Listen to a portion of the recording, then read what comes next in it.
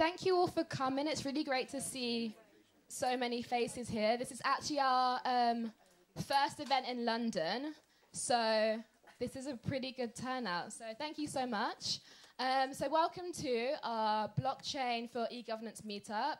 We are Binary District, and we are an educational platform and community that specializes in disruptive technologies, and we are all about supporting and facilitating meaningful interactions between those with extensive knowledge of disruptive technologies and those looking to learn and upskill. So at the moment, technology is advancing at such a crazy rate, and because of that, it's very much prone to myths and misconceptions. And for us, it's so important that we interact and have meaningful and productive discussions with those researchers and developers who are actually forwarding the industry, as opposed to kind of relying on bigwig corporations to inform us as to what's going on with new technologies. So that's what we're focused on and what we like to bring to the public. So what we do is we have various courses on disruptive tech, including blockchain, VR, big data, cybersecurity, and we also have a lot of really cool events, conferences, hackathons, and meetups. So most of our events have been in Moscow, Amsterdam, and we recently had one in Berlin. And we're really excited to be venturing into European market and coming to different, tech cities in Europe and bringing our courses and events here. So this is a really good move for us, and we're really happy to have you all and to see that there is a lot of people interested in disruptive tech and blockchain in particular. Our courses aren't just about educating people about technology and kind of the theoretical side of it all, but also giving people practical skills. So helping businesses implement these technologies as well. So these are really, really useful, and we think that we are genuinely helping develop the industry and move it forward.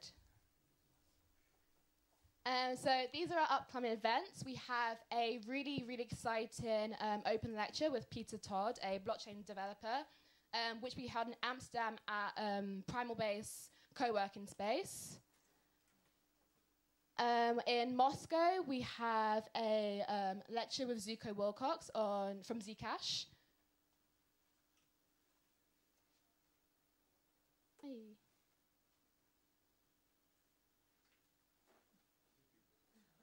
Yeah. He wanted more airtime, is probably what it is. Oh, there we go. We have another event at this venue, actually, with Philip Yanukovych for blockchains for payment processing, which will be in February. And probably the one that we're most excited about is the third installation of our Genesis conference series. So we've already had two in Moscow. Our most recent one was in September, and we had some really, really great speakers, which including Patrick as well. And it was great. He will attest to that. It was amazing. He's nodding his head. So we're bringing that to London, and we have a short video from our Moscow conference, and to get an idea of what it was like and how it all went down. So enjoy.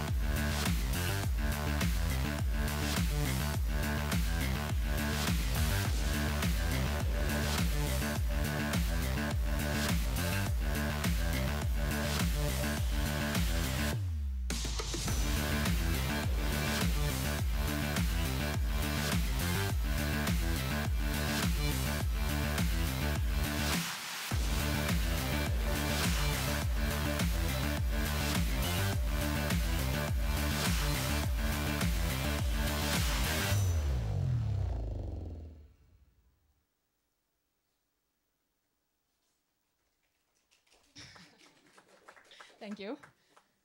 So, like, as you can see, like, it was actually that cool and that fun. And I can't wait to see who comes to the event in London and to have the same experience and see what the London community is like as well. Here are some of our speakers. We have Eli Ben-Sasson, Jack Gavigan, Peter Todd, Tim Ruffin, Ido Bentov, and there are more speakers to be announced. So please do go onto our website and keep an eye out for additional speakers who are coming and upcoming events. And I hope to see you all there. The actual conference will be split into kind of 4 streams: research and development, regulation, economics, and applications. Because for us, we feel like these are kind of the 4 most pertinent areas of blockchain that really do need to be discussed. So it's not just about kind of hype and exaggerated promises, but like real discussion on how the this technology can be like applied in real life and viable applications. And finally, we're really proud that I think maybe like 3-4 months ago, we launched a binary registered journal. So it's a tech journal with lots of really interesting articles about disruptive and new technologies. They're very analytical. We have features from some really, really interesting experts in tech and various industries. And we're all about debunking myths and really just facilitating real conversations on new technologies and real applications of these technologies. So please do be sure to read our articles and check us out on Facebook and Instagram and Twitter and comment and let us know what you think. And yeah.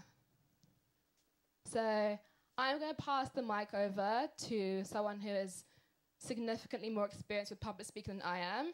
So Martin will be moderating and will introduce our amazing speakers. So thank you so much for listening to me.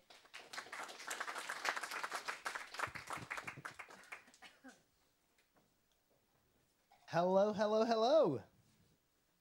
There we go. Okay, hi, my name's Martin Bryant. I am, well, until about 2 weeks ago, I would have said I'm a tech journalist.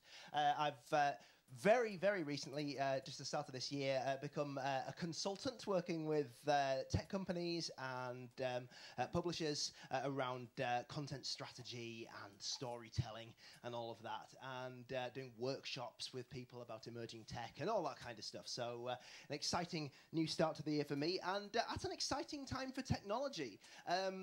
You're all here because you're all interested in blockchain, and blockchain is for me, I think, one of the, probably the biggest move forward in technology in terms of public interest since social media 10 years ago. Yes, there's been lots of other tech advancements since then, but I really think that if you look at the broad interest, people actually wanting to find out about blockchain, it's kind of on a par with social media 10 years ago, where it was just about to go mainstream and people were really excited about the advancements and where it could take us. I was one of the people who started an event in Manchester 10 years ago about social media, and we thought maybe 30 people would turn up, and 85 turned up, and then it turned out to be this big thing, and people were really into it. And now you'd never do an event about social media. It'd be like doing an oxygen event or a water event, wouldn't it? It'd be pointless. But maybe we'll be at that stage in a few years with blockchain. But with all the hype and excitement comes a load of old guff. People talking about how they're going to change the world of petting zoos or change the world of space travel or something with blockchain. But with blockchain is a bit of a startup pitching cliche these days. Just ask any VC or journalist. They probably get pitched something to do with blockchain or crypto every single day. And at the same time, you've got somebody I went to school with who's now a tree surgeon, who I've spoken to on Facebook precisely once when he friended me about 10 years ago, messaged me the other day saying, should I buy into Bitcoin? So yeah, even the tree surgeons are getting into it now. But set aside all the novelty, and among the areas that are genuinely interesting when it comes to blockchain is e-governance. And as the description for this very event online put it, can blockchain bring efficiency, convenience, and simplicity to government services? Well, we're going to find out tonight. Just a few of the things that are going on around the world in this field already. Dubai made headlines recently with its aspirations to be the first blockchain-powered government. It wants a paperless digital layer for all city transactions for things like visa applications, bill payments, and license renewals. It wants to encourage businesses to use blockchain. It's going to have a global trust network for things like passports and visa approvals and all that kind of thing. It wants 100% of Dubai government transactions to be blockchain powered by 2020, and it wants to share its platform with the world so other countries and other cities can do similar. Elsewhere, Ghana has a blockchain-powered land registry. Estonia has a blockchain-powered technology that secures government data and is also being used around the world. And governments around the world have said, yeah, we want to use blockchain too. So exciting times. And inevitably, companies like IBM, the big consultancy firms, really want a piece of this pie too. As Marie Week, the general manager at IBM Blockchain, yes, IBM has its own blockchain division, wrote in a guest post on CoinDesk last month, citizens increasingly expect the same ease, efficiency, and innovation from public services that they currently enjoy in the private sector. Conflicting data formats, long-standing interoperability challenges, and a need to balance the benefits of openness against the need to protect privacy have made it difficult for governments to unleash the full potential of their data until now. Blockchain provides an immutable, transparent record of the truth and is changing how organizations carry out trusted transactions. Honourable stuff. That's almost utopian, and yet you've probably seen recently a number of writers have been publishing blog posts or books with a bit of a blockchain backlash, maybe a blocklash you could call it. People saying things like it's not really proven itself. Blockchain's been around for 10 years, and we've not really seen anything come out of it that's been of much use. But I think we're getting to the point now where that's starting to change, and we're at a bit of a wild frontier when it comes to government services, which sounds far more exciting than government services normally sound. It's exciting but challenging times ahead, and not everyone will want to come along for the ride. We live in an age where the United States is described by some people as a nascent kleptocracy, where a rich elite structures government and legislation in a way to take more and more from the rest of society to line their own pockets.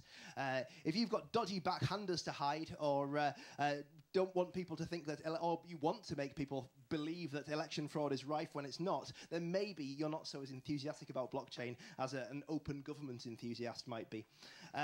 So will governments that embrace the openness of blockchain technology surge ahead of those operating more closed models? And what about a country like China, which is traditionally more closed? It's embracing Bitcoin and indeed blockchain. But where exactly will it go? Will it go in a different direction to blockchain-based systems in other parts of the world? And will the technology stick for every government, or will some of them retreat back to more closed models eventually? Will humdrum reality bring some of these blockchain dreams crashing down?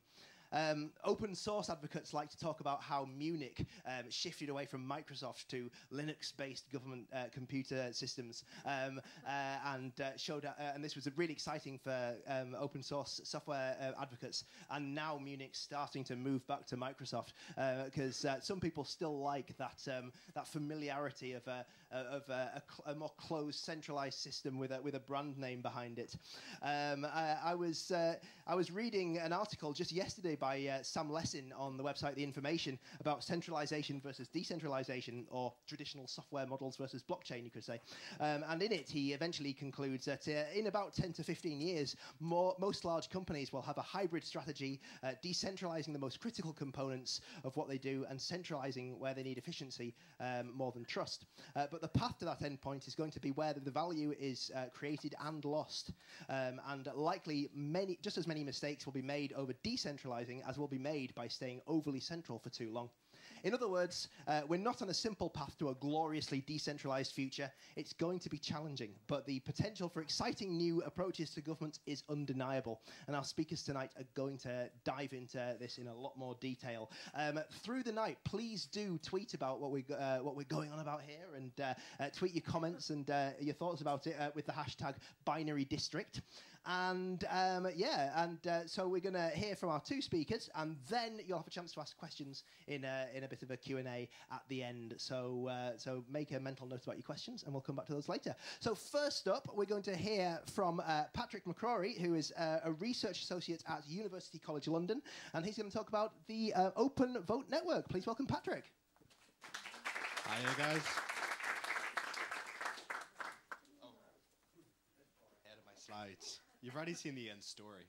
I'm only joking. If I can get this. Okay. Yeah, so I should introduce myself. My name is Patrick McCrory, and I'm a postdoc at UCL.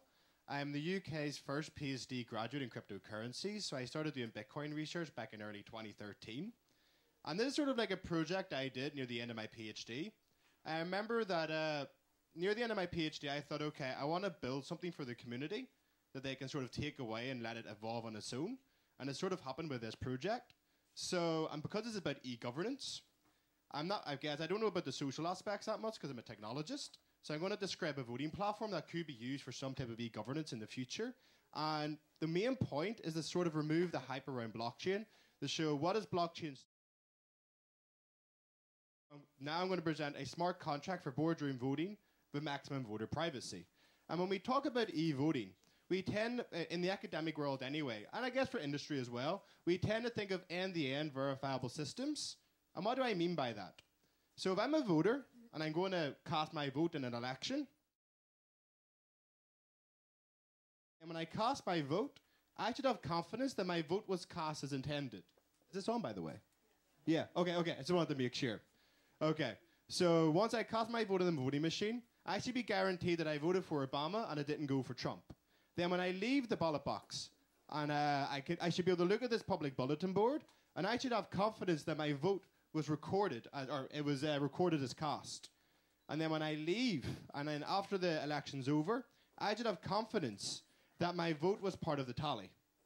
And even with all these requirements, we should be able to do this in such a way where I can't sell my vote, which is why e-voting is such a difficult problem. Now, to achieve an end-to-end verifiable system, we tend to assume an existence of a public bulletin board that provides a consistent view to all voters. And unfortunately, the best thing we have in practice today is a single web server that is hosted by the election authority, and we can only detect if they try to cheat us by coordinating amongst ourselves, and that's really difficult to do.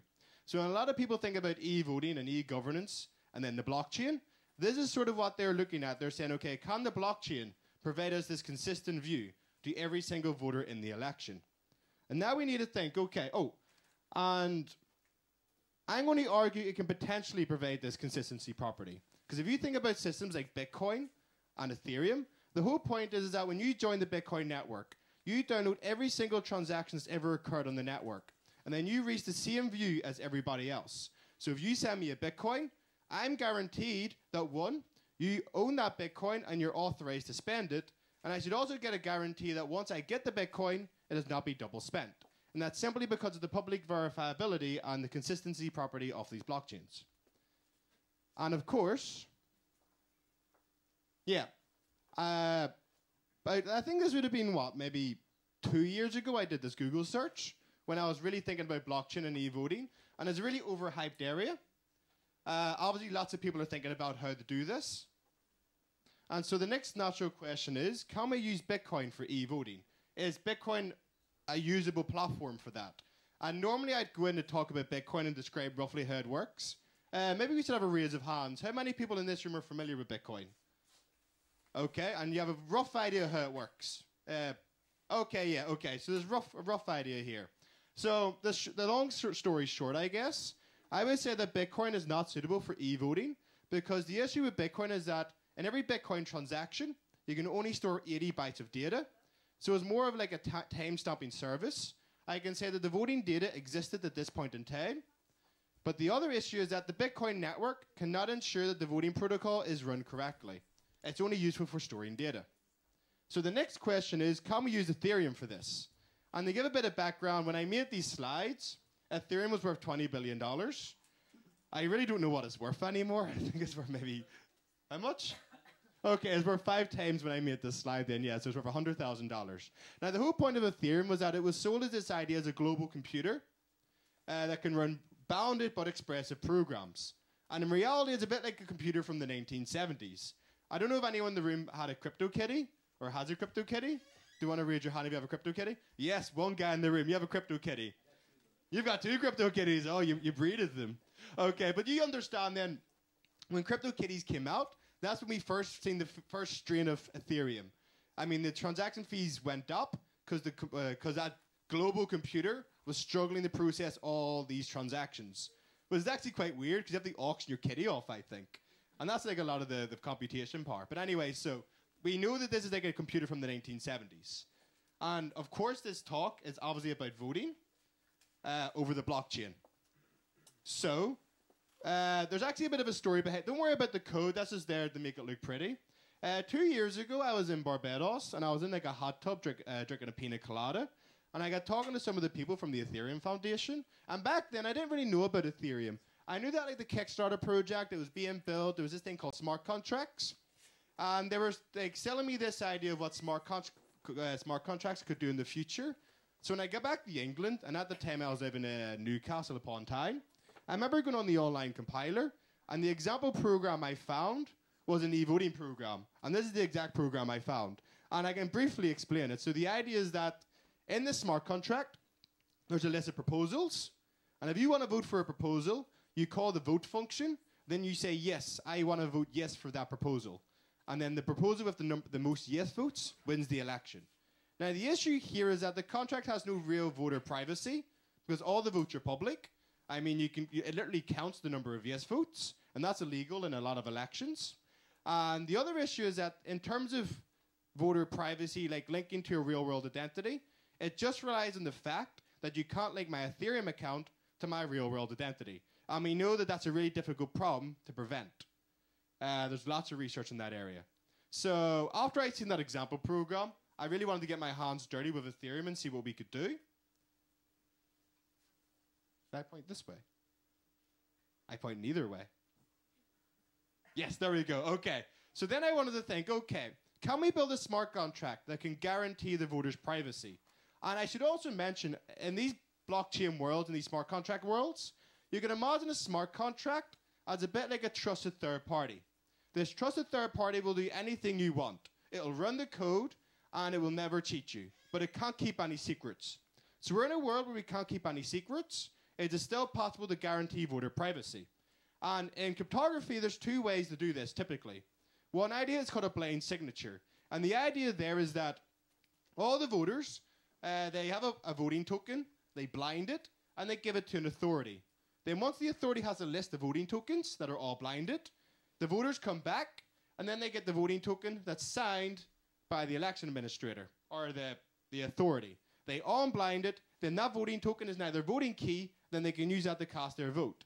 And the idea there is that you're obfuscating the link between the voter's identity and their ballot. The second approach is encryption. The idea is that I can encrypt my vote, send it to the network. After the election administrator can decrypt all the votes, and then they can reveal the tally. And they do it in such a way where they can't link it to my real-world identity.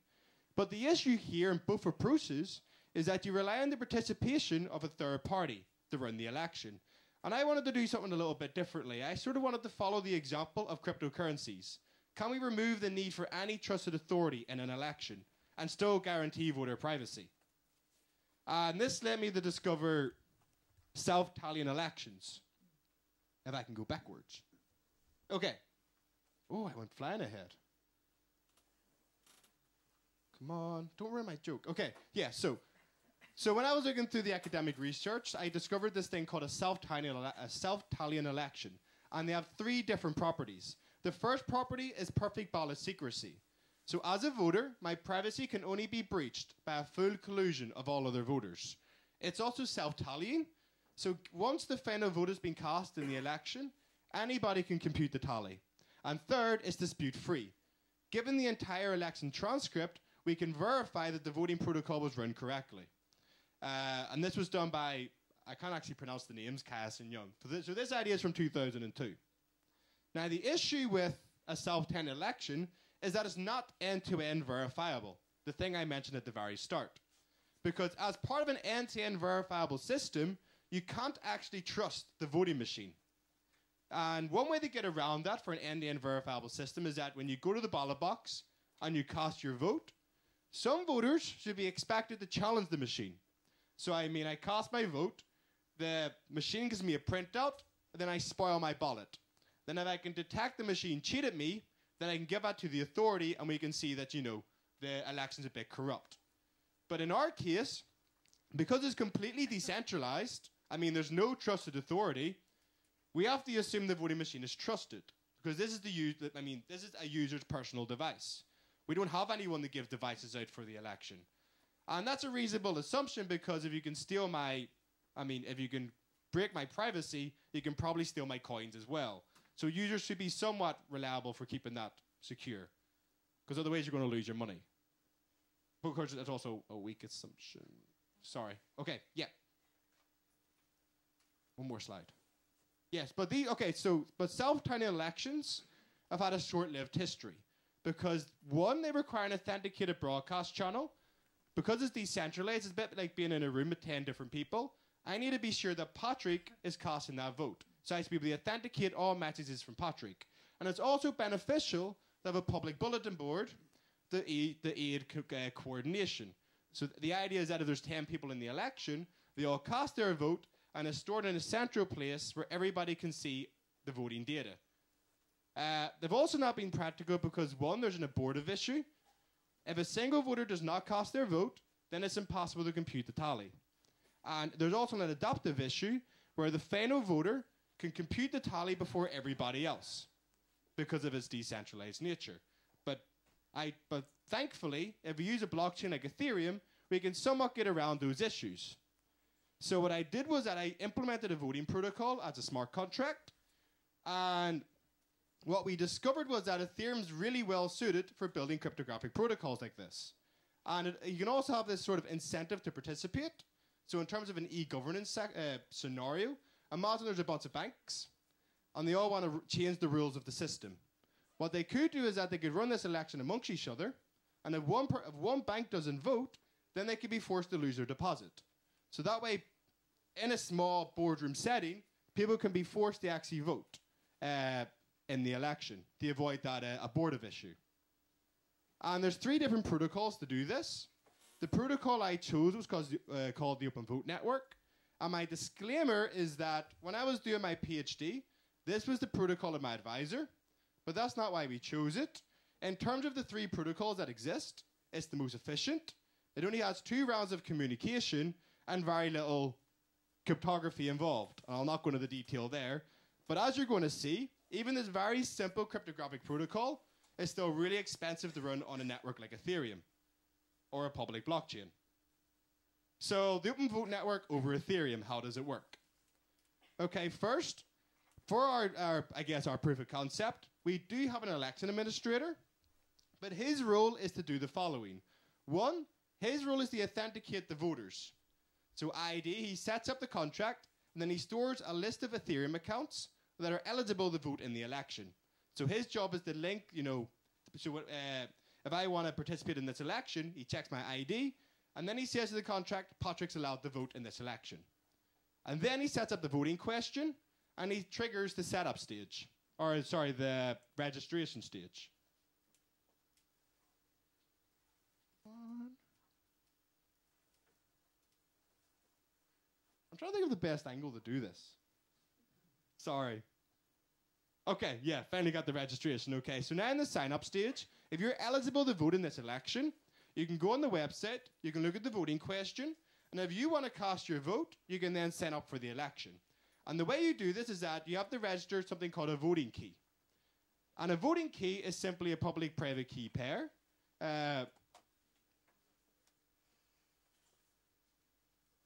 Okay, so I don't want to go into the cryptography too much, but as most people in this room are aware, you have like an Ethereum account and a Bitcoin address, all that is a public key that you can publicly give to everybody. And for every public key, there's a corresponding private key. And that's the private key is what you keep secret. So when you want to authorize a transaction, you get your private key, you compute a digital signature on top of the transaction, and you broadcast it to the network. Then everybody can see that your Bitcoin address created this digital signature that authorized the transaction. And that's basically the idea behind a public-private key. Okay? So in this case, we have a voting key, which is just a public key. And what I do to the contract is that I send a transaction, and I tell the contract, this is my voting key. And I also provide something called a zero-knowledge proof, where I can convince the contract that I am the owner of this voting key. And nobody else but me can convince the contract of that. And I also leave a small deposit to show that I'm committed to this election. Okay, and every single voter will do this. So every single voter will create this transaction and send it to Ethereum. Ethereum can verify that I own the voting key, and then it will store it alongside my deposit. Oh, I made too many slides. I don't know if it's easier for someone down there just to make it go next. Come on.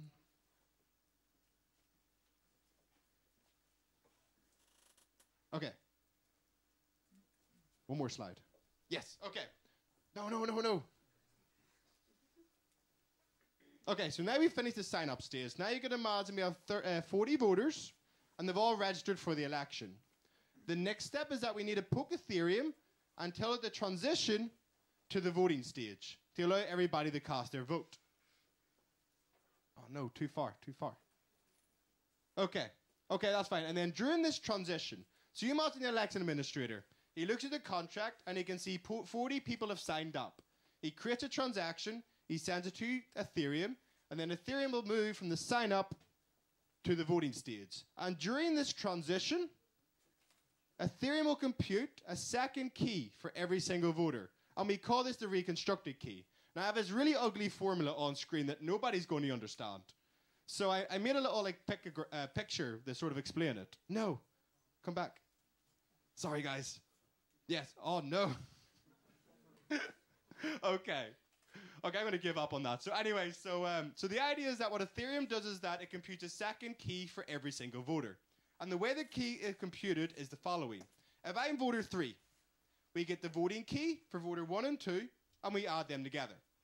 And then we get the voting key for 4 and 5, and we add those together. And there's only 5 people in this election. Then we divide the 2 keys, then we get my reconstructed key. And we do that for every single voter. So then once we're at the voting stage, every voter has a voting key and a reconstructed key.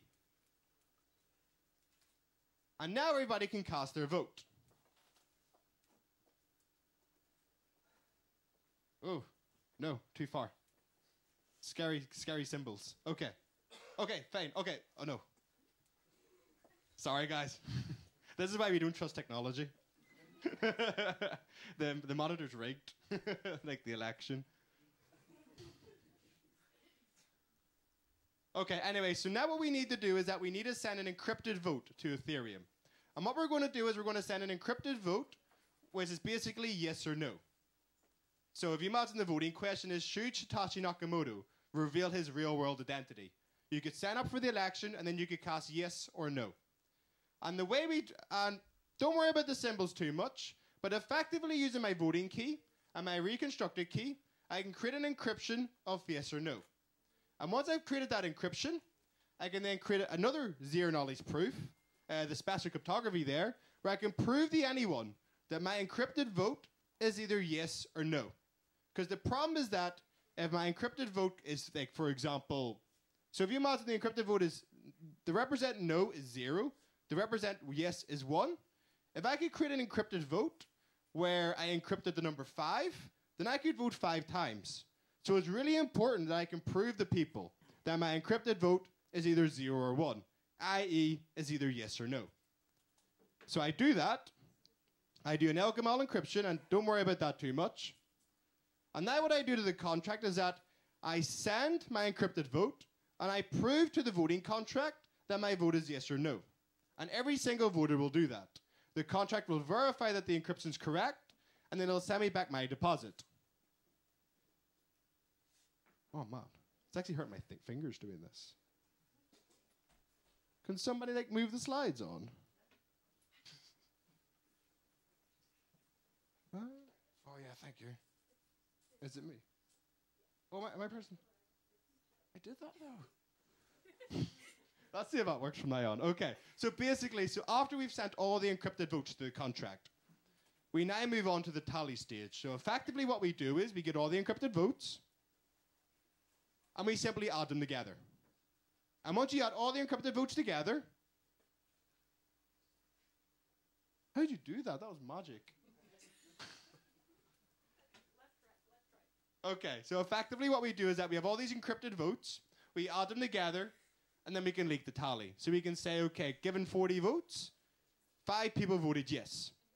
Now, the really cool thing is that we demoed this on Ethereum, and let's move on to the next one, because that's the more recent cost.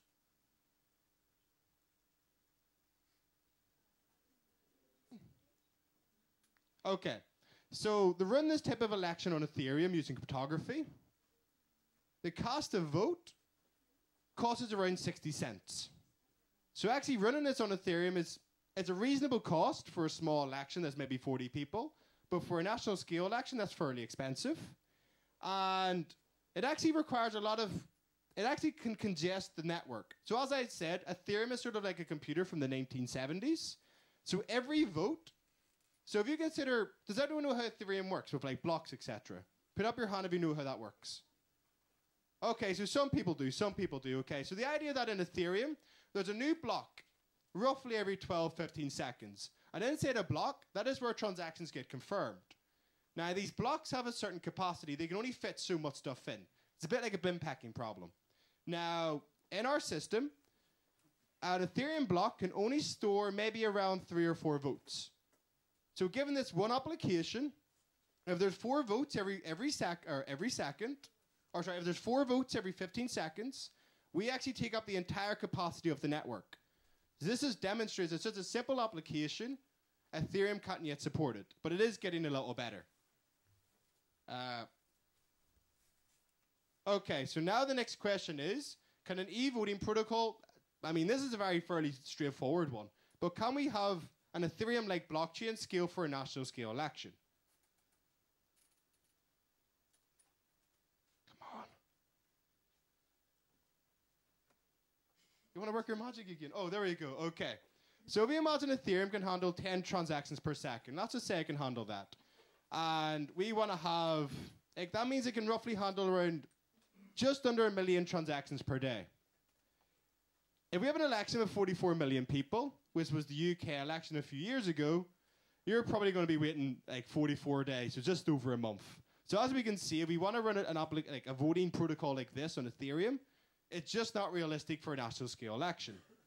But what it is really useful for, and it was actually part of the interview questions for the Brazil one, what these blockchains are really good for, or as a time-stamping service. So I think it was Brazil, where they wanted to use the Ethereum blockchain for their national scale election. And effectively all they were doing was that, given all the votes, I store a commitment on the Ethereum blockchain.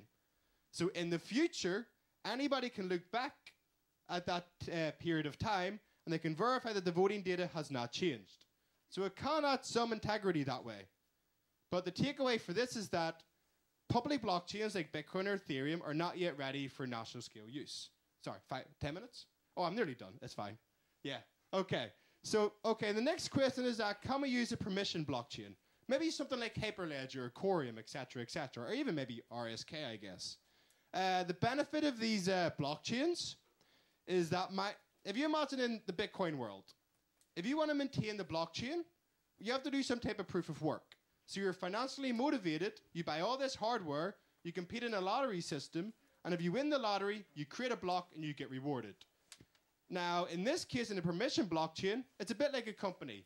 You're appointed to maintain the blockchain, and you're appointed to do that because someone trusts you to do that. Now, the issue is that if you appoint people to maintain a database or a blockchain, you might have some type of censorship issue. But the benefit of a blockchain is that because everything's public knowledge, there's no secrets. That's why we have to use cryptography. But if there is any type of censorship of transactions not getting into the blockchain, that can be detected. So the benefit of a permission blockchain is that we can detect censorship. So actually for e-voting, there's some arguments where this could really be useful. And it can also scale quite well, so they can handle millions of encrypted votes. Because there's effectively 5 people here appointed that run the blockchain. It's very centralized, and with centralization, you can scale quite well. That's why Facebook, etc. do. That's why they can scale quite well, because they're all highly centralized. So the takeaway here is that the benefit of a permission blockchain for e-voting is 1, everybody can verify the election transcript. A blockchain is really useful for replicating data across the network. Because, I mean, if you consider Bitcoin, the whole premise of Bitcoin is that I can store the entire transaction history of my computer. And I can independently verify myself that nobody's cheating me. That is the exact same case for permission blockchain for e-voting. I can store all the voting data myself. I can verify the election myself. And I don't have to trust anyone to do that. That is sort of the goal of the previous small-scale election. But what does a blockchain not do? Because this is sort of like the takeaway of this sort of research. We look at blockchain, and we look at e-voting protocols, and then we can finally understand, okay, what does a blockchain give us for e-voting and subsequently, e-governance? Because all e-governance relies on some type of voting protocol. It does not solve voter coercion. Everything's public knowledge. So if I want to sell my vote, if I can prove to somebody so if I store an encrypted vote in the network, the person coercing me can see my encrypted vote. And if I can prove to the person coercing me how I voted, then, I get the bribe, he gets his vote, etc., etc. And that's illegal for a lot of elections. Blockchains do not help with that at all. It's the voting protocol that supports that. And the only way to achieve that is that when you cast your vote, you need to have a private moment to cast your vote. So you go into a ballot box, you cast your vote, and then you walk away. And this is where e-voting gets really tricky. Because when I leave the ballot box, I should have enough evidence to convince myself that my vote was recorded in the election. But I should not have enough evidence to prove to someone else that that's my vote. I should only be able to independently verify myself, but not convince others. And that's why e-voting is really, really tricky to get right. Blockchain does not solve voter privacy because everything's public knowledge. So in the boardroom example, we had to use some very, very cute, it's been described as cute ones, very cute cryptography to achieve some type of voter privacy. So you can see that Paddy has cast his vote, but you can't open my vote because it's encrypted. And it does not solve ballot stuffing. So as I mentioned in our system, there's still this election administrator who has to authenticate voters and add their identity to the network. They should make me eligible so I can cast my vote. Blockchain does not get rid of that. That relies on how you authenticate your vote, and even many voting protocols don't try to solve that problem because it's a human problem, generally. Oh no.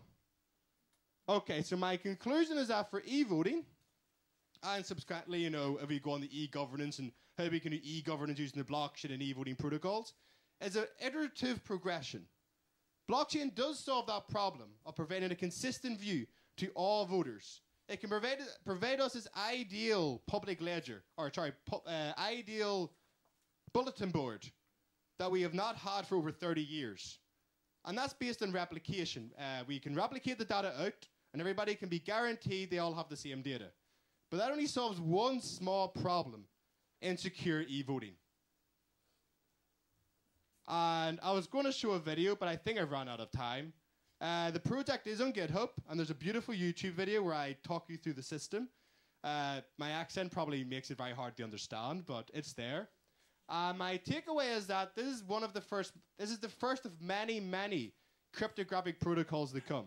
Because as I mentioned, these blockchains are like trusted third parties, but they can't keep any secrets. So if we want to do anything interesting where you need some type of secret, you have to use some type of cryptography. And in this case, we use cryptography for e-voting, but you also use cryptography for auctions, etc., etc., and poker. There's a really cool poker paper that I highly recommend. And that's the end of my talk, I think. Yes.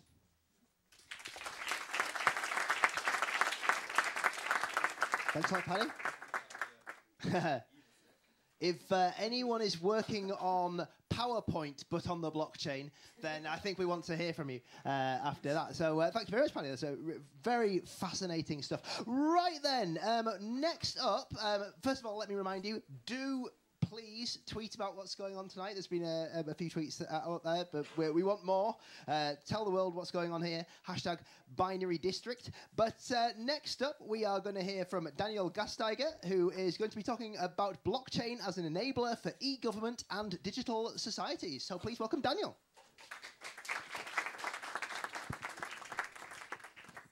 Thank you. Thank you very much. Now let me fight with the thing. Hopefully. Hello, my name is Daniel Gasteiger. I'm from Zurich in Switzerland. I'm here to talk a little bit about how blockchain can enable governments and digital societies. I'm going to do a totally different talk. I'm totally not academic. I'm totally very practical. I'm actually a banker by profession, so I was working in financial services for 20 years, and I started to get involved with Bitcoin and blockchain in 2014 when I decided, after reading a few books, after coming across Ethereum in Switzerland, to give up my job in financial services and start my own business. And my first business was called Nexus Squared, or is called Nexus Squared, which is a consultancy company in Switzerland that helps startups, but also corporates to get in on top of this topic of blockchain. And through that, I got to visit a couple of countries in the eastern side of Europe, including Estonia. And in Estonia, and I come to that now in a second, the story of Estonia and e-Estonia basically then inspired me to found this company ProCivis, which is what I'm representing here tonight. And I'm going to talk a little bit about what has happened to me over the last 18 months when it comes to this topic of how blockchain can actually empower and enable digital societies. So let's start with the story of Estonia. As I said, I was there for the first time in 2016.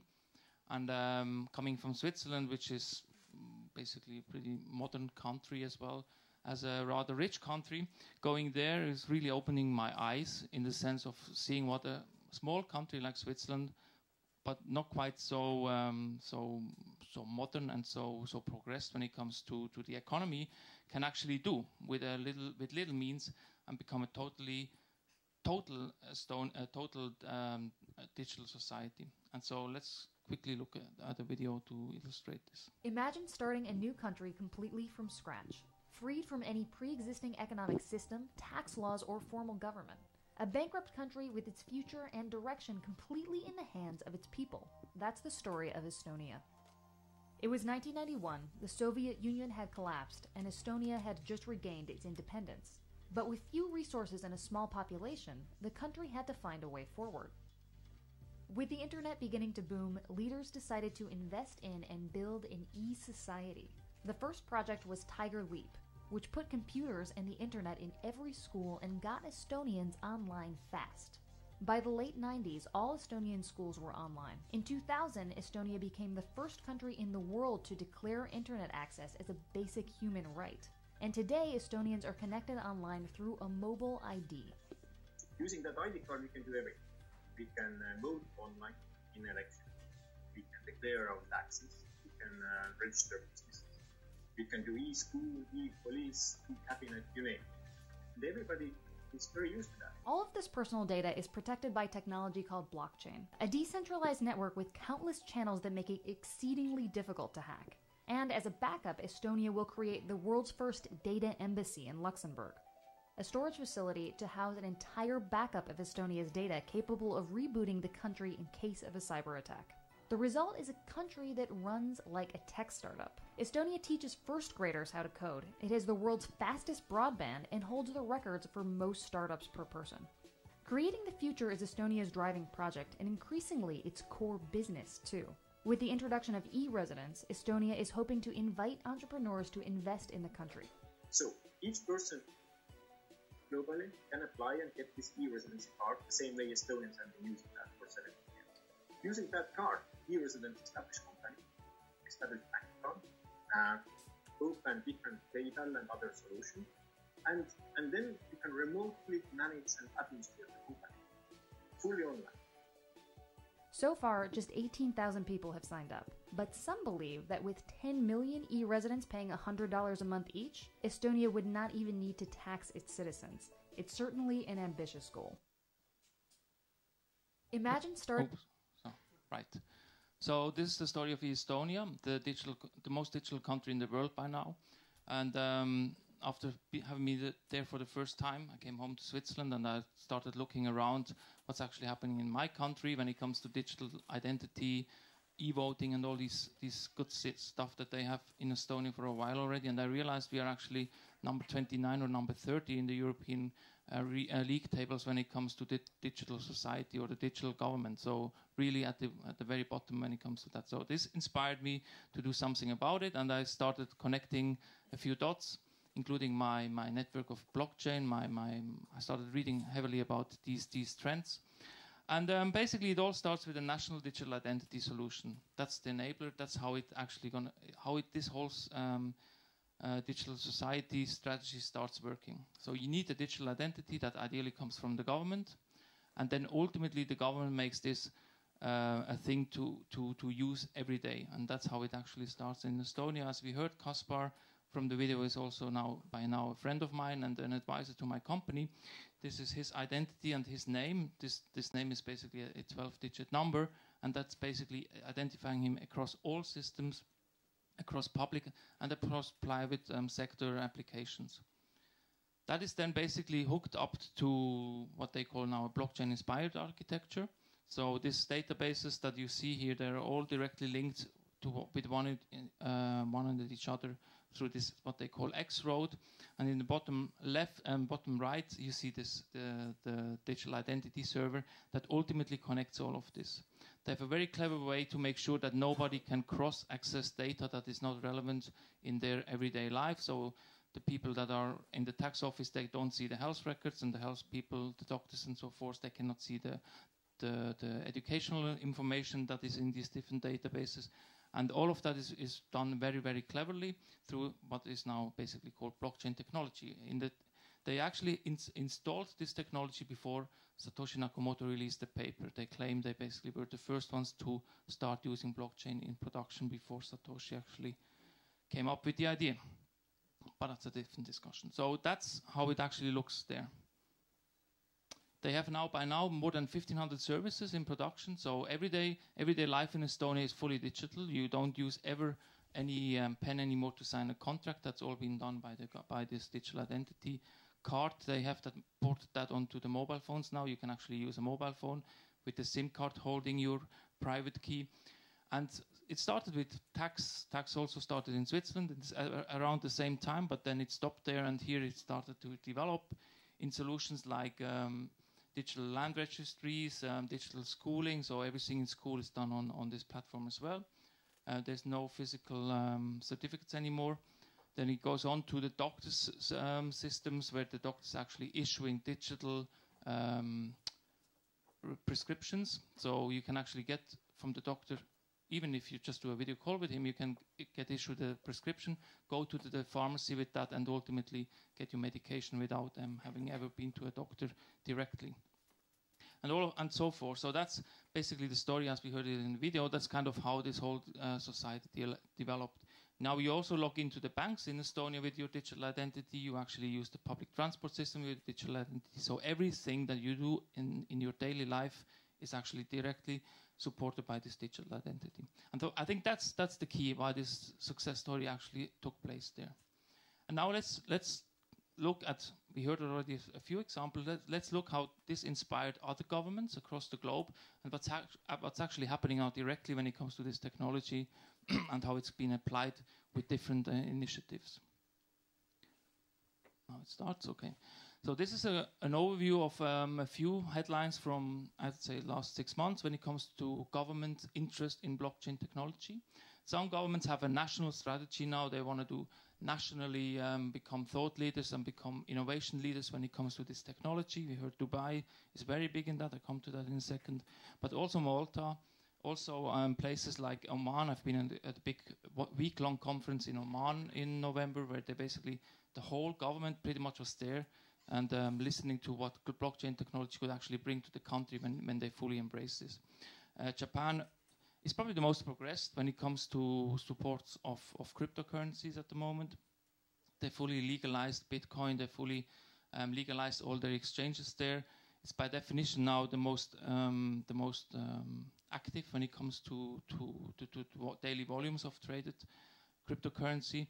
South Korea a little less, although they also started experimenting with private blockchain solutions in the country there, but they're a little more restrictive when it comes to cryptocurrencies now. Abu Dhabi as well, giving the neighboring state of Dubai, they also obviously had to do something about this, and they started doing a blockchain voting service with their exchange. And Georgia and Sweden, I come to that in a second, they basically, both countries are looking actively how they can digitalize their land registries. And then obviously the Economist last year wrote a nice story about this whole topic, how the governments will actually be probably big backers of blockchain technology going forward. Congratulations to the UK. The UK government was one of the first ones to recognize this, and they issued this report already in April 2016, how distributed ledger technology actually can enable the government here. They highlighted in this, it was 88 pages, I think, the report, all these use cases as opportunities for governments to embrace and basically improve efficiency of state services. So I guess, and I show this everywhere I go, this is a really good example of a government that is really open to start embracing such technologies and see what this actually could do to a country like the UK in this case. Okay, now we have the same issue. Okay, Dubai National Blockchain Strategy. Martin already said it. They have the most ambitious and the most aggressive stance when it comes to how this blockchain technology can support their country. They will want to be totally blockchain powered by 2020.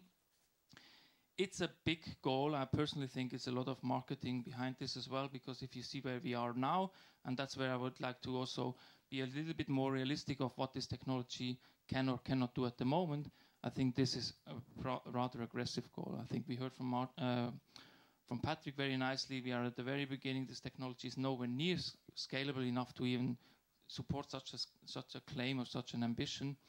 But they do it very well, and they have a lot of attention now globally. A lot of startups go there. I get every week about 2 invitations to go to accelerator programs or IBM incubator programs in Dubai. They're really, really aggressive about this. So that's the pro thing about it. In the long run, obviously, they will have a benefit from it. Now, the key use cases, I think, for blockchain technology at this moment in time, when it comes to governments looking into this, I think, as I said before, blockchain basically supports nicely what digital identity will do going forward. Online voting, we heard as well, this is a use case that if anything can do it, it's definitely the blockchain technology that can solve this big challenge. And lastly, digital registries of all kinds. Obviously, that's the foremost important use case of blockchain technology is timestamping and is basically therefore digital registries. I'll show you a few examples of each of those now. No. So blockchain digital identity, the ecosystem around that, we've seen this slide is also not so new anymore. It's probably also 6 months old or even older. But already then, there's a huge number of startups going into that space when it comes to blockchain and applications of blockchain. So all these startups, one way or another, apply technology like distributed ledger technology, private or public blockchain technology to the topic of digital identity. They start solving issues around privacy, how you actually can control your identity. A lot of those are actually doing KYC-related services, so for reusable ways of once you have it tested yourself or once you have been approved by a bank, that you can actually take that approval and that record and use it again with your mobile phone provider or a second bank or whatever, something that basically makes your life much easier when it comes to the KYC process. That's the most important use case when it comes to blockchain technology in the identity space.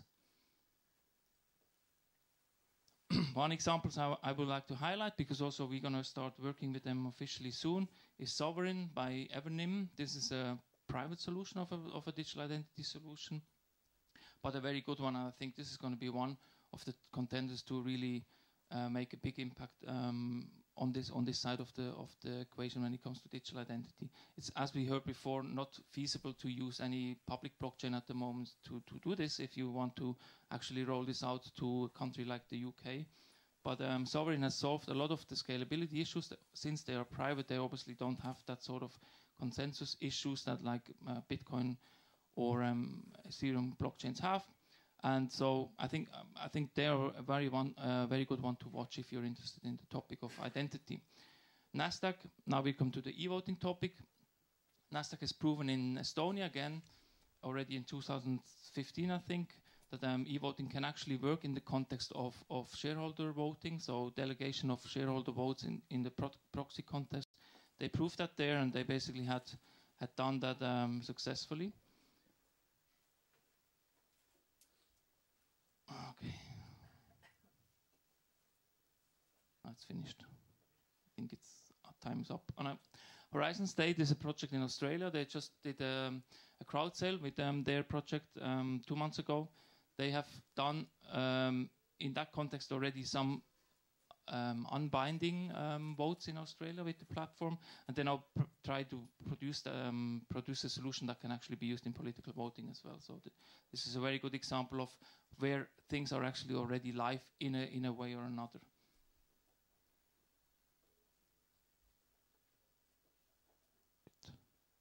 Okay. Now, a land registry. As I said, we have two cases that we would like to highlight. Here is Cromaway from Sweden, working with the government of Sweden to do experimenting with the Swedish land registry. They've done quite a good progress already over the last 2 years. I think they're at stage 2 now when it comes to the solution being rolled out and tested. There's an app, there's a good white paper on the topic and on the project themselves. The same thing is true for Georgia, if I get to that slide. With a different company called Fury. Can you go on with the slides? Good. That's a similar approach. They basically record all the Georgian land titles onto the blockchain now as well. Typically only the timestamping aspect of it. So you basically digitalize documents, take the hash and put that on a blockchain. But that's the first step, and that's the step that really works as well. Now quickly to my company, what we are doing. We basically deliver e-government as a service. So inspired by the Estonian model. Next slide, please. We would like to build services that the government enables the government to empower the citizens. So puts the citizen in the center by government trusted identity solutions and build services around that. And these services basically should be always built around the safeguarding and the self-sovereignty of the personal data that comes with such digital identity solutions. Next. Our technology building blocks are pretty simple. We use smartphones and only smartphones, so we don't use any tokens, any hardware tokens. The technology of smartphones has progressed so far by now that actually it's meaningful and it's secure. It's getting there for it to be used in its own way. We obviously back everything up with cryptography. We have pretty cool technology that we will apply to secure the application that we've built, so the app that we've built by enhancing it with behavioral authentication mechanisms. There's obviously key management challenges that we also face like any other web app provider, but we're also working on that. And then in the bottom is this privacy engine that I'll come to in a second as well. So ultimately that makes everything self-sovereign going forward. Next, please. So at the moment, this product is all government trusted. So we believe, contrary to all the other identity providers, that it's still needed that the government is backing up an identity. Or in the case of NGOs or like the UN in Geneva we're working with, somebody that officially approves an identity once it's been opened. So basically the user of our app downloads the app, enters his personal data, and ultimately gets it approved by some official function to make it a government-approved identity, and then can start using it. That's a very important aspect. With the identity, we give user access to a secure zone on his mobile phone to store important data that can be ultimately in the future digital driver's license or any other official documents that can be then used with this app in the context to prove yourself who you are.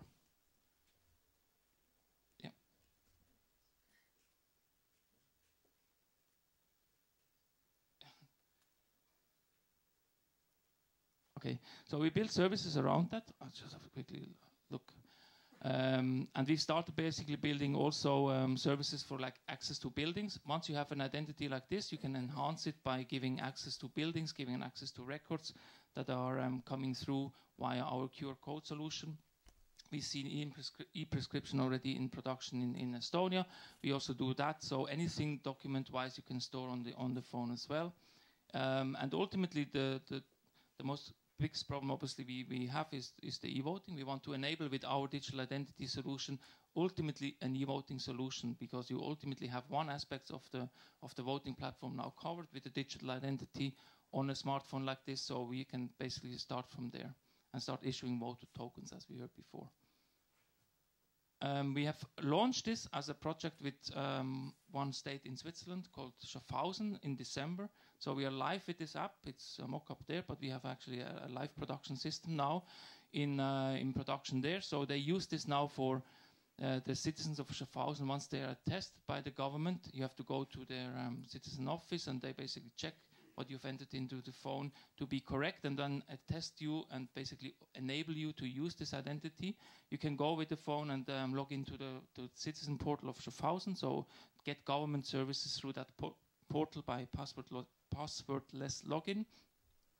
You can actually, on demand, provide your information to third parties if you want. So if you're online, an e-commerce shop wants to get you onboarded and you want to open up an account, instead of entering everything yourself, you just scan the code, upload your information, and you're fully in control, obviously, what you upload from your information, and so can actually make the onboarding process much more efficient. As I said before, we have a safety box for electronic documents. We also use it in the context of the casino there. So basically, if you want to go to the casino, instead of showing your identity card, you just scan yourself in. And lastly, we do the timestamping of the ID validation. So that's the context that connects to the blockchain now. We basically just do a timestamping solution with this. And that's obviously the first step to really make this then a self-sovereign project going forward. And with that, I come to the second challenge. That's our next deliverable. Our next big challenge is in 2019, we want to build an e-voting solution together with the University of Zurich. We've started the project addressing all these challenges that we heard before from Patrick. So that's, as we speak here, it's an ongoing project.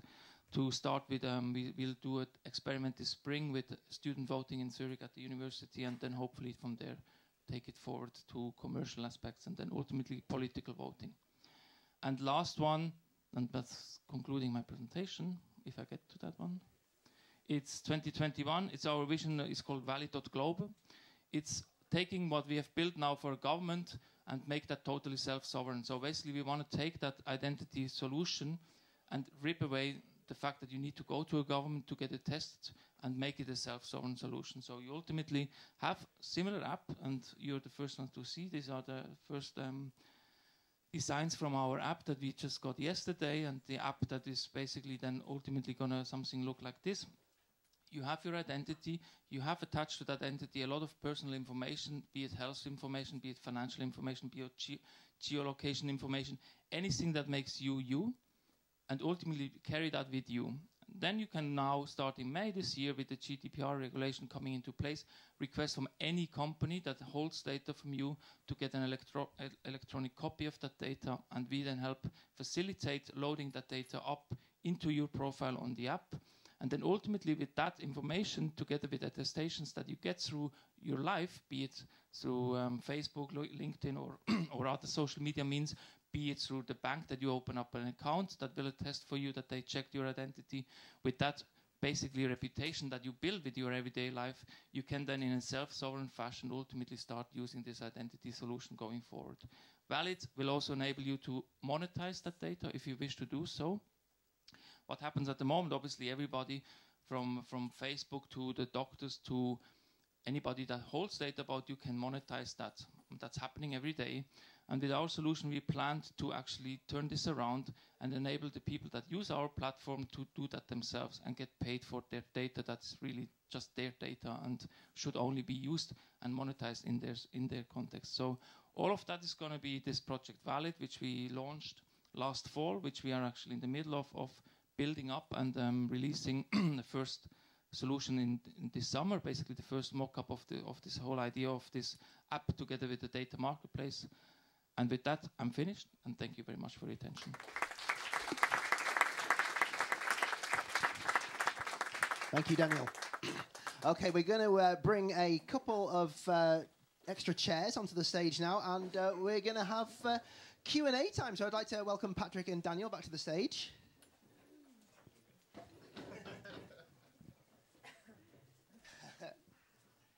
Straight in there. So please do rustle up some questions. We'll come to you in a minute. So get your questions ready. Daniel, that was really interesting. Lots of lessons to be learned from Estonia there. Obviously, as you pointed out there, Estonia was a new country back in the 90s, really. So it could write a new history for itself from scratch. And you did give some examples of how the UK has looked at maybe using blockchain and in government contexts. But do you think it's going to be a lot harder for countries like the UK, not just from a bedded in amount of stuff we've got, systems we've got built up over the years, but also from an attitude point of view, maybe in government? Do you think those are hurdles for this kind of thing?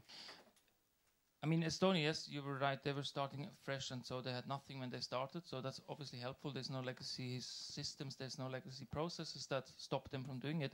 But that's only one part of the equation.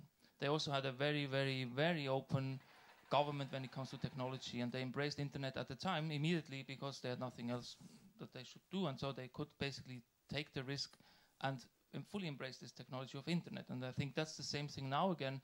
Obviously, countries like the UK or where I come from, we have a lot of legacy. We have bureaucracy. We have hesitance and cultural, I would say, stubbornness when it comes to probably bureaucratic systems. But that doesn't stop somebody being really visionary in the government and say, okay, let's do this. And I think in the case of the UK, this Office of Science or whatever it's called, it's obviously doing that and advising the Prime Minister here to look into this topic. And I think they do. And I think the UK is also leading when it comes to your solution here for digital identity, if I'm not mistaken. Yeah, I'd also like to add in. So the UK government are very welcoming of this as well. So one very good symbolism or example of that is David Cameron was at the opening, and I think he cut the ribbon for blockchain.info's new office. So I mean, you have a prime minister open the office of a blockchain company. I mean, that doesn't really, that screams we're open to this. Yeah. Okay, interesting. I suppose with Brexit as that could be something that's a sticking point that means they're so distracted they can't deal with things like this. Or it could be an open, after all that, it could be one of those kind of restarting things, and it might be an opportunity for this kind of thing. Patrick, when you were talking about blockchain-based voting, obviously that's a whole new world, and voting is fundamental to democracy. And as you pointed out there, it's really important that it's rock solid technically and very trustworthy. Do you think this is something that will be ever implemented on a national level anywhere in the world, or is it really more of an academic experiment at that scale? I think the issue is that you need to convince people that this is going to work at a national scale. And over the past, I guess, 10 years, every single example has failed. So, I mean, you have that really classic Simpson episode where you have, I think, he's trying to vote for Bush or something to vote for the other candidate because the voting machine just, just broken. So I think if you want any government to actually take this on, you need to prove that it works at a smaller scale. So it's just like scaling it up and proving that the technology works. Like even I think DEF CON this year was like a hacking conference. They had the voting village where basically a bunch of hackers went in and basically hacked the machines within 24 hours. And the other issue is that a lot of people building these systems, they aren't security engineers. They're software engineers. And there's a critical difference there because a software engineer wants to get it to work. I mean, he's paid, he does the job quickly, then he gets out. A security engineer, like, we don't believe the world is honest. We try to break it. We believe everyone's out to get us. We're a bit paranoid that way. But they're the people you need if you want to build these systems. Yeah. Can I add something as well now? From a non-academic perspective, I think we're trying to over-engineer perfect solutions sometimes. And where I come from, again, can only talk about Switzerland. We have this paper solution now. We can basically post, and we obviously vote a lot. We have every quarter referendums and questions about new schools and whatever. I mean, so we have experience with voting, and so this system seems to be perfect, but it's actually not perfect as well. And so trying to solve a problem where you can actually work around probably by having algorithms comparing results for them to make sense or not. You can actually come up with a solution, I'm pretty sure, that makes sense, not in the big scale at the beginning, of course, but in a smaller scale, and actually start trusting them. I think it's all about trying and also failing sometimes, and then learn from it and continue. I think from a politician's point of view, nobody wants to be the politician that messes up democracy. Well, you know, I'm sure some of them do, but you don't want to be seen to be the one who messes up democracy. So, yeah, I suppose there's probably a lot of guts involved at a top level there, yeah. Does anyone have a question or anything they'd like to throw into the conversation? Oh, we've got lights on everyone. We can... I think we can get a mic to you if you... Yep, there we go. You guys mentioned voting, or well, you guys talked about the Estonia project. Their e-voting worked for them. He said that the people are using their mobile phones to vote. How come it's working for them and we can't seem to scale it here? Can't we just replicate what they're doing? I can take a little stab at that. So, I mean, as you mentioned, there's trade-offs, isn't it? So the Estonia system is not in the end verifiable. You have no guarantee that your vote is included in the tally. And what's quite interesting is that people accept that. They say, okay, this is a workable system and it seems to be working okay. But it's actually difficult for people to independently verify it's working okay. So it's not fully transparent. I mean, if it was fully transparent, I could actually try to, you know, show that it's broken. But I can't because it's not in the end verifiable. So sometimes it's even worth... I'll let you go ahead. Yeah, I'm not an expert as well on the solution, exactly how it works there. But again, it's obviously not the only one. People can also go to the ballot box as they do, and they actually do that a lot. I think it's only 27% or something that use the electronic way. And so you can obviously then compare the physical votes with the thing, so you can work around the fact that it's not end-to-end verifiable, which is, I think, at the end of the day, not, again, in our case, if you send a letter and you vote via the postal mail to the thing, it can get lost in the postal mail, can be miscounted, it can be actually not dropped into the box in the end.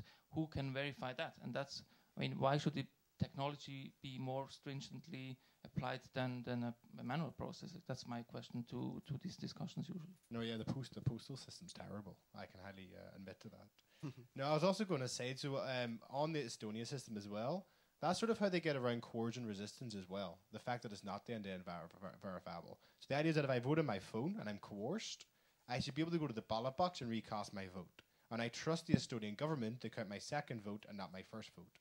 And because it's not end-to-end verifiable, the coercer can't verify that happened. So actually, sometimes there's some like engineering trade-offs you can do. And that seems to be working so far. Okay. Anyone else? Yes, Mike, coming to you. Yeah, so my question is, like, if the problem is end-to-end verification, wouldn't it be logical to create a rather centralized ledger and then distribute tokens for every individual in the country that is eligible to vote, and then basically that would solve scalability, as with the problem with Ethereum, and at the same time, it's still a central system, but it would at least you would be able to, as you said, end-to-end verify your transaction. Well, So your yeah, votes. so that's sort of you're sort of like hinting on the consistency property. So the idea is that all the voting data is replicated across everyone in the election. So every single person has a copy of all the voting data. So then you can independently verify yourself that it's running correctly.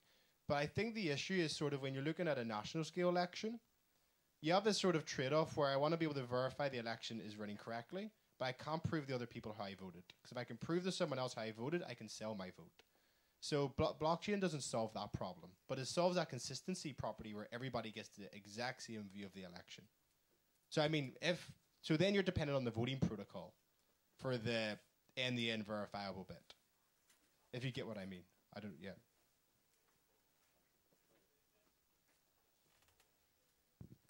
I suppose one thing that you brought up, Daniel, was well briefly on one side was GDPR, and I've been looking into this a little bit over Christmas. It was like an idle thought that ended up on a chain of blog posts around the internet from various people talking about it, and how it relates to blockchains in particular. And yeah, so this applies to e-governance, but any kind of blockchain-based system. How GDPR's right to erasure sits with a permanent record. And there seems to be lots of disagreement about this out there. Any thoughts from either of you? When I talk about blockchains and how it can be applied in this context of data, of personal data management, it's never going to be the case that we save the data in plain text on any blockchain. That's never going to be the case. So I think if you do a timestamping solution with a hash of document or whatever file, digital file, that's, I don't know legally about how that looks like, if this is considered to be something that needs to be erased at demand, on demand, or, but that's a question I can't answer, but I think obviously that's going to be an issue if you want to have to fulfill that thing. But since what we are doing in our solution is basically we are fully decentralizing our product, so the user, the owner of the data, is fully responsible himself what he does with it. If he stores it on a blockchain that is immutable, obviously he needs to be informed before he's doing that this is going to be the case, and so then obviously it's on his own responsibility to kind of sign that off, that fact. Yeah, one thing that's been interesting around kind of stronger data protection in the UK is in the EU is we've seen American companies, especially with face recognition technology, holding off on releasing things like Facebook. As you can't do face recognition on Facebook in the EU, but everywhere else in the world you can. There's lots of that kind of thing going on. There's an app that Google released in the States where it can recognize your face, and it likens a piece of artwork to your face. And I just saw on Twitter today people are really annoyed with the UK version of the app, which doesn't include that feature. So I wonder if some of these blockchain-based systems might have geo-limited effects, like here. There might be implications on this where the way things are deployed based on the fact that this system can't be applied in this part of the world because of the legislation there, or will everything be dragged down to the dragged up to the highest standard of privacy? Difficult question. I guess the thing I would highlight is that going being on the face recognition. I remember seeing this video in China where you can order a burger, it scans your face, then it automatically deducts from your balance. So I mean that does exist out there. That is in China. I thought that was actually really cool. Also really creepy because that means they have a copy of my face. I think the issue with the benefit of a blockchain system is that you can't really stop it replicating. I mean, it's a bit like a virus. I mean, you join the network, you download it, you now have a copy. And it's really difficult to regulate around that because you have no control of the data. I mean, the minute you put the data into the blockchain, it replicates. And even if you don't do that, I mean, it's a peer-to-peer network. So the minute I create a transaction, I broadcast that to the network, it replicates across the network. So it doesn't even need to be in the blockchain for it to replicate. So for that reason, a lot of applications, like storing health records, for example, are a bit... That's why a blockchain may not always be suitable. I mean, it's suitable in terms of if it's within an organization and they're just trying to synchronize data within the organization, maybe there's some benefit there. But the minute you give it to the client and you let all these customers store this encrypted data, if those keys get lost, and as we're learning, key management's really difficult. I mean, 33% of Bitcoin exchanges have been hacked because they do poor key management. And I don't trust the government to do key management or any health care organization. So while it's encrypted, if those keys get lost, people have access to all your data. So in terms of global replication, it's quite scary. Yeah. Just very briefly, Daniel talked a bit about his work beyond his talk. Patrick, could you maybe tell us a bit about what you do beyond what you were talking about in the... Yeah, well, in your work, as like how you ended up talking about what you were talking about today. Yeah. Okay, so when I started my PhD, it was back in 2013, and there's only like 5 academic papers on the area, so it was very, very new. But a lot of people warned me against it. they said that a Bitcoin died, so did my PhD. But I didn't really care because, I mean, I thought Bitcoin was really interesting. And I only did the PhD as an opportunity to get paid to do what I want, to sort of investigate this area. But the reason I even got into it was because I spoke to my advisor about a PhD. And I had a meeting with him, and he was like, "Oh, Paddy, there's this thing called Bitcoin being used in Silk Road, like the dark markets. Do you want to look into it?" And I'm like, "Yeah, that sounds really cool." So that's sort of how I got into the area. And then throughout the couple of years, I mean, my research is really varied. So I looked at how botnets could use Bitcoin as a way where, so if you, for people who are not aware what a botnet is, it's sort of like there's thousands of infected machines out there, and you need some command and control center where you want to issue a command to the bots, then they can like DDoS a website.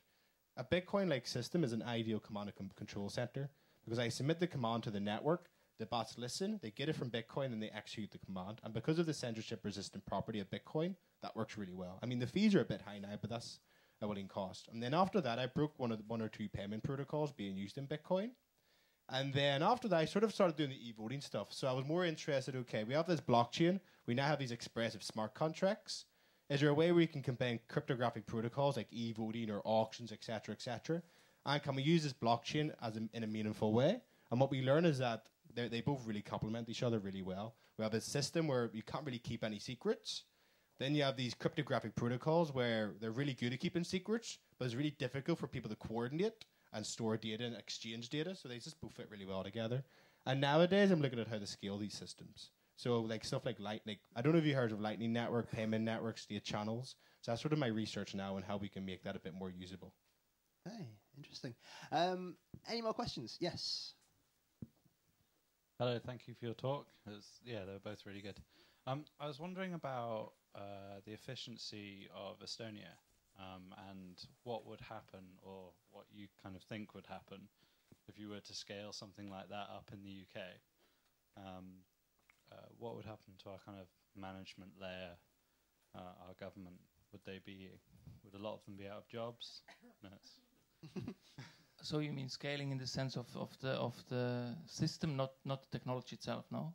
Both the system and the technology. My assumption is that if you introduce this kind of more efficient digital layer, then there will be a lot less work to do. Well, that's true, and that's nothing to do with blockchain, but it's just generally the trend in digitalization strategies.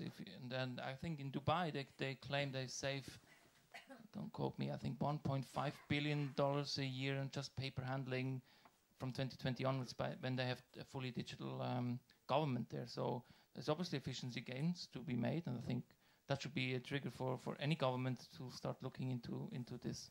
But then I cannot comment on how scalable the solution in Estonia is to other countries. I know the company that's behind the system is called Guardtime. It's a private company that you can basically go to and purchase this backbone system from. So I guess they've built it so that it could scale up to potentially also a country like the UK, but I cannot really comment on that. Imagine civil servants sabotaging blockchain-based systems. Like, we don't want to be out of a job. But I suppose everyone's talking about automation, aren't they? And how it'll take away jobs. But the counterpoint to that is we always find new things to do and new jobs to do. Exactly. So I was also going to say there tend to be tedious jobs as well that no one wants to do.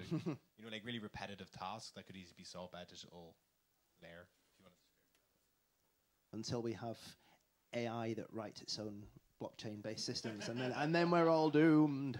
And I'm out of a job. Yes.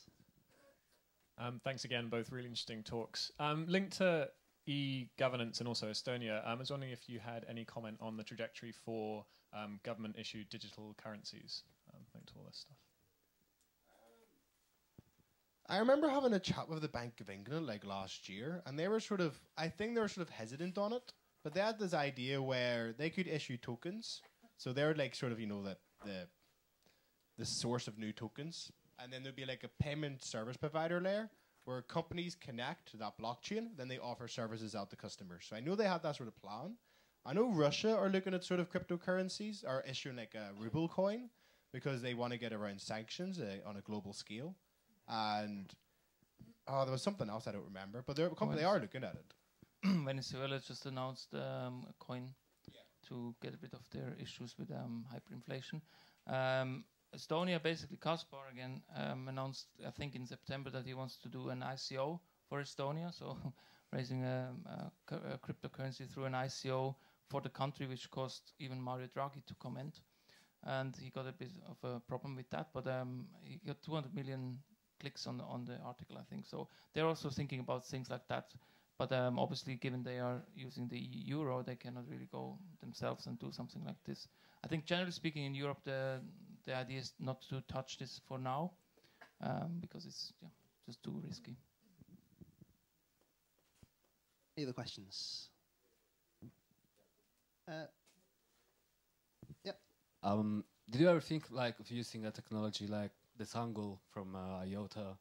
So maybe not like using a completely decentralized platform, but like distributed platform. So let's say every borough, let's say Hackney, has his own node running his node, and everybody maybe has his own private key connected with biometrics, and the private key is stored in your phone, and nobody can change it, and then everybody can connect to the local node and provide their own vote, and then from there every node is like decentralized in a way using. So that's sort of like the idea behind a state channel. So if you consider like the blockchain, I described it as a global computer, but you can sort of describe it as well as an arbitration machine. It's sort of like a judge. So what we could do is that we could have 5 people, and we set up a channel where we can do this private computation amongst each other. So we could run an election without ever talking to Ethereum. We all put deposits on Ethereum, then we set up our own little private network, we run the election protocol, but if someone aborts, or if someone tries to cheat, then what you can do is you can send cryptographic evidence to the blockchain, and the blockchain's a bit like a judge, you know, he rolls his hammer and says, no, there's evidence of cheating, you lose your deposit.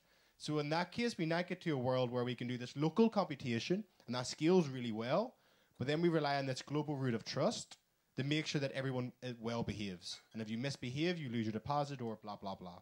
So that's sort of, I think, what you're describing. You know, you have one node, everyone connects to it, they run a protocol, but there's no guarantee they're going to be well behaved. And one way to make them well behaved is to have some type of root of trust, where if they aren't well behaved, there's some form of punishment.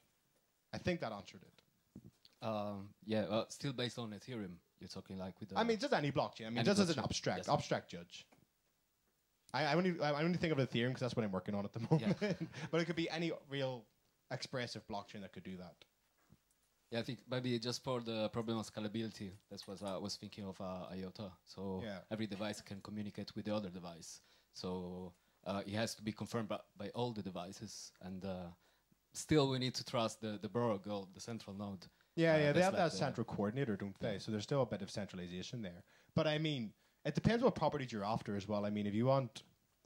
Centralization isn't a bad thing. If you like, there's a motto in the community called "Trust but Verify." I'm pretty sure it's like the Blockstream slogan as well, where centralization isn't a bad thing if you can verify everything they're doing.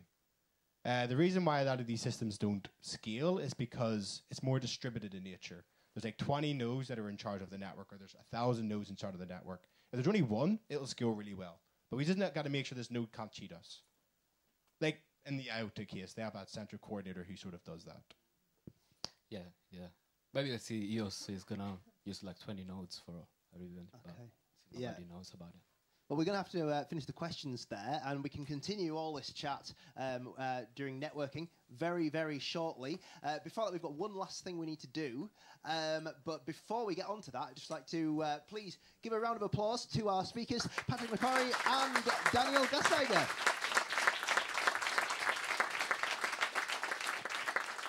Okay, if you haven't put your business card in the nice vase that's being carried around the room there, you have your last chance now, because you might win something. So get your cards out and drop them in.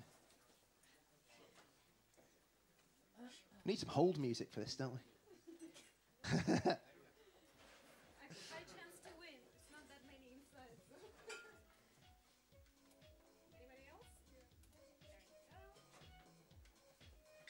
Last chance, and then we shall be doing a little draw.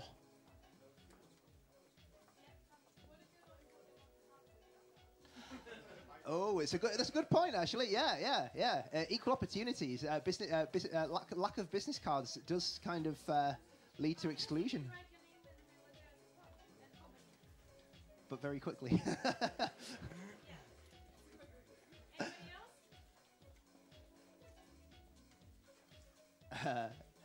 I don't carry business cards. I take someone else's business card, and I take theirs, and then I just I email them immediately, and then they've got my email address, and they can email me back if they need to.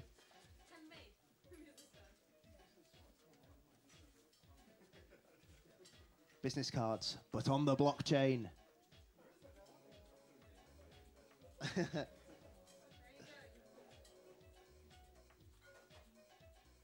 Right then. We nearly ready. Shall we get our speakers to pick them out? So what? Me too. Yeah. So what's the first one for? The first one is a chance to win 50% off for the Genesis London conference that is happening on the 22nd of February, and the second prize is Binary District T-shirt. Okay, so we go for the T-shirt first. Whoever. Yeah, sure. Okay, so I'm gonna be. Drum roll. Can I read it? Yeah. This is a Nick. Last name. Zdanov. Nick. Maybe you'll pronounce Nick. it better. Nick Zdanov. Zdanov. Yeah. I apologize.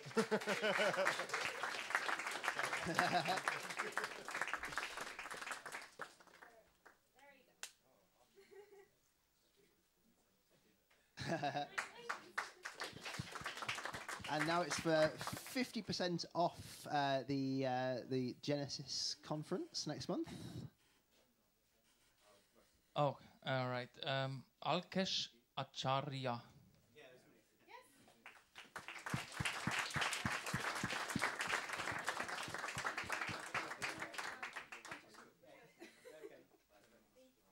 Okay, I think we've done everything now, haven't we? Yeah?